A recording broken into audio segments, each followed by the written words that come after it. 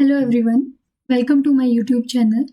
तो आज की इस वीडियो में हम बात करेंगे CSIR यूजीसी नेट दिसंबर 2023 द्वारा रिलीज़ की गई न्यू नोटिफिकेशन की, जो कि है आपकी आंसर की से रिलेटेड। आंसर की जो है रिलीज़ कर दी गई है CSIR नेट दिसंबर 2023 की, जो अभी आपने एग्ज़ाम दिया था उसकी जो है आंसर की आ गया है। इस बार बहुत जल्दी जो है CSIR ने आंसर की को रिलीज़ कर दिया है।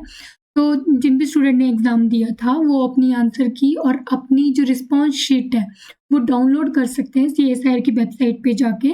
जो CSIR यूजीसी नेट दिसंबर 2023 की वेबसाइट है उस पे जाके आप पहला जो नोटिस है that is public notice display of provisional answer keys, उस पे जब आप क्लिक करेंगे आगे आपके पास एक नोटिस है। यहाँ पे दिया गया है कि अ, हमारी जो आंसर की है जो 26, 27, 28 दिसंबर को एग्ज़ाम हुए थे उनकी आंसर की रिलीज़ हो गई है। आंसर की चैलेंज करने की ड्यूरेशन रहेगी 6 जनवरी से 8 जनवरी, 2 दिन की ये ड्यूरेशन है। लास्ट डे और पेमेंट आपको करनी होगी 200 रुपीज़ की, अगर आप चैलेंज करना चाहते हो किसी भी एग्ज़ाम को। पहले जो है इस तरह से चैलेंज करने के लिए कोई प्रोविज़न नहीं था, लेकिन अब 200 रुपीज़ जो है आपको नॉन रिफंडेबल प्रोसेसिंग फ़ीस रहेगी अगर आप किसी पर्टिकुलर जो क्वेश्चन है उसको आप चैलेंज करना चाहते हैं। तो आप जो CSIR की नेट है अपना जो पेपर है उसको वहाँ से डाउनलोड कर सकते हैं, अपना रिस्पॉन्स शीट को डाउनलोड कर सकते हैं। रिकॉर्डेड रिस्पॉन्स शीट को डाउनलोड करने के लिए आपको इस वेबसाइट के ऊपर क्लिक करना है। उसके बाद आप यहाँ पे जो है वो जहाँ पे आ रहा है आंसर की challenge open click here. First number पे आप अपना एप्लीकेशन नंबर डाल के, डेट ऑफ बर्थ डाल के और सिक्योरिटी पिन डाल के जो है वो अपनी आंसर की जो है वो डाउनलोड कर सकते हैं। आंसर की डाउनलोड करने के लिए वहाँ पे आपको पहले अपनी रिस्पॉन्स शीट डाउनलोड करनी होती है। जो अपनी रिस्पॉन्स शीट का मतलब हुआ, जो भी स्टूडेंट पहली बार एग्जाम दिए होंगे उनको ये थोड़ी कन्फ्यूज़न होगी। रिस्पॉन्स शीट जो होती है पूरा पेपर होता है कि आपने किस क्वेश्चन पे टिक किया है, किस पे नहीं, और 2 दिन के अंदर ही आप जो है अपने रिस्पॉन्स को जो है वो क्लिक करके निकाल सकते हो। फिर आप रिस्पॉन्स शीट को एक बार डाउनलोड कर लोगे।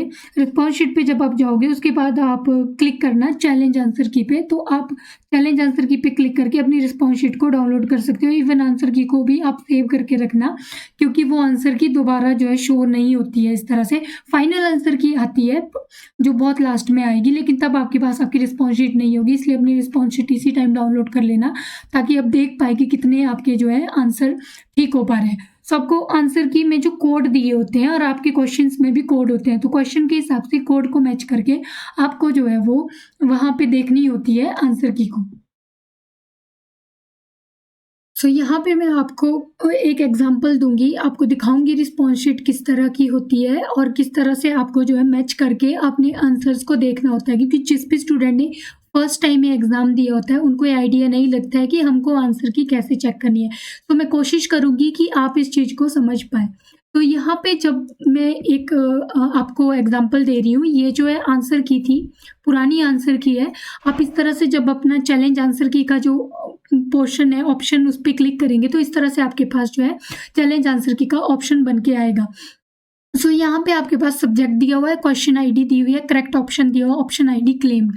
ये है अगर आपने चैलेंज करना है किसी को, किसी क्वेश्चन को, करेक्ट ऑप्शन उन्होंने दिया है अपनी आंसर की के अकॉर्डिंग, लेकिन अगर आपने कोई ऑप्शन क्लिक किया है आप उसके ऊपर टिक करेंगे, जो भी आपका ऑप्शन रहेगा उसके ऊपर टिक करेंगे कि आप क्लेम करना चाहते हैं कि ये वाला आंसर जो है वो ठीक है।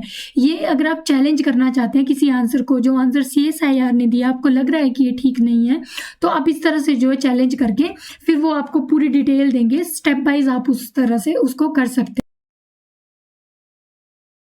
इस तरह से आप किसी भी आंसर की को जो है चैलेंज कर सकते हैं। जिस तरह से दिया गया है, क्लेम्ड आंसर की लिस्ट दी हुई है, क्वेश्चन आईडी दी हुई है, करेक्ट ऑप्शन दिए हुए हैं, यानी कि ये करेक्ट ऑप्शन है उसका। और अगर आपने कोई भी ऑप्शन चूज किया, मान लो आपने 3 किया और आपको लग रहा है कि यही ठीक है, तो आप इस पे टिक करोगे, ऑप्शन आईडी क्लेम्ड करोगे और क्लेम करने के बाद उनको जो है वो सेंड करोगे। अगर आपको कोई क्वेश्चन लग रहा है कि आपको इस तरह से जो है वो ठीक करना है, या इस तरह से आपको लग रहा है कि इसका आंसर यही होगा। दूसरा मैं आपको बताती हूँ कि आपको आंसर चेक कैसे करने हैं अपनी रिस्पॉन्स शीट के साथ। ये आपकी रिस्पॉन्स शीट है। अब आपकी रिस्पॉन्स शीट में क्वेश्चन आईडी दी होगी और आंसर की आईडी दी होगी, option ID, option ID, option ID, answer given, ये आपने आंसर जो है वो दिया हुआ है। और यानी कि आपने 67 ये वाला आंसर जो है वो चूज़ किया है। सो आप देखोगे क्वेश्चन आईडी 17 अपनी जो चैलेंज आंसर की है उसमें ढूंढो क्वेश्चन आईडी 17, क्वेश्चन आईडी आपको ढूंढनी है। सो यहाँ पे आप क्वेश्चन आईडी 17 को ढूंढने की कोशिश करोगे, जहाँ भी आपको 17 मिलेगा ये रहा क्वेश्चन आईडी 17, ये क्वेश्चन आईडी 17 है। देन उसके बाद दूसरा जो ऑप्शन है that is correct option and option ID claimed. तो दूसरा जो ऑप्शन है वो करेक्ट ऑप्शन होगा। 17 का करेक्ट ऑप्शन है 67। सो आप रिस्पॉन्स शीट में देखो आपने क्या आंसर दिया है 67, तो इसका मतलब है ये आंसर ठीक है। तो इस तरह से आप मार्क करते जाओ।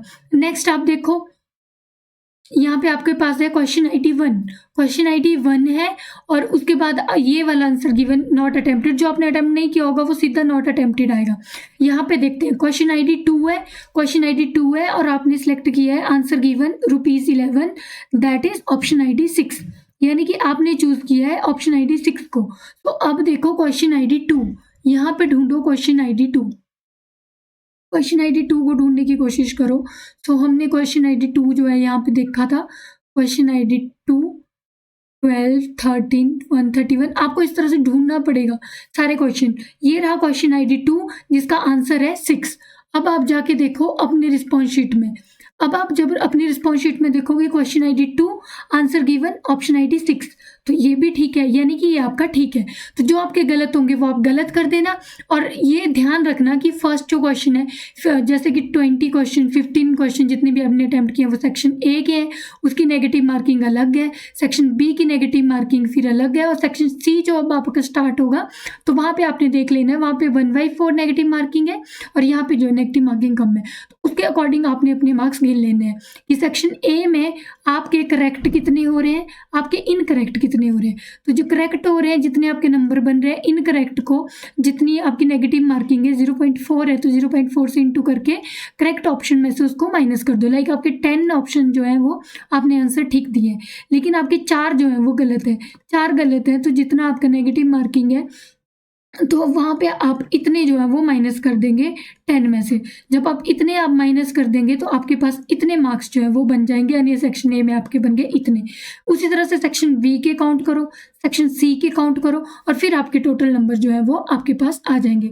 इस तरह से आप चेक कर सकते हो अपनी क्वेश्चन आईडी और जो आपके पास चैलेंज आंसर की दिया हुआ है उसको। सो होप तो आपके लिए हेल्पफुल होगा, क्योंकि बहुत सारे स्टूडेंट फर्स्ट टाइम एग्जाम देते हैं और उनको ये जो है आंसर की किस तरह से चैलेंज करनी है और किस तरह से अपने आंसर्स को चेक करना है वो नहीं आता है। तो आप कोशिश करना इस तरह से चेक करें, और इससे रिलेटेड कोई अगर आपका कमेंट है, कोई डाउट है तो आप कमेंट सेक्शन में कमेंट कर सकते हो, मैं कोशिश करूँगी उसको सॉल्व करने की। So thank you so much. अगर आपको वीडियो इन्फॉर्मेटिव लगे so please do subscribe this channel and like this video. Thank you so much.